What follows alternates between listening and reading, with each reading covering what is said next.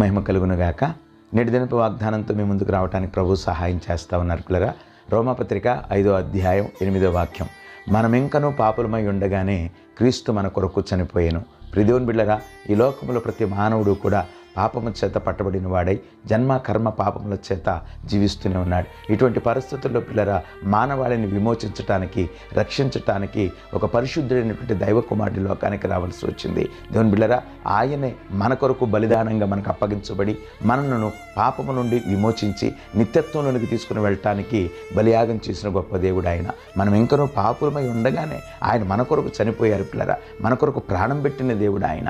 నిన్ను నన్ను మనం విమోచించడానికి, నిత్యత్వంలో తీసుకుని వెళ్ళడానికి ఆయన ప్రాణం పెట్టారు. కనుక నేటి దినాన నీ విశ్వాస జీవితంలో నువ్వు పాపం నుండి విడిపించబడిన తర్వాత పరిశుద్ధతలు జీవించడానికి ఒక తీర్మానం చేసుకో.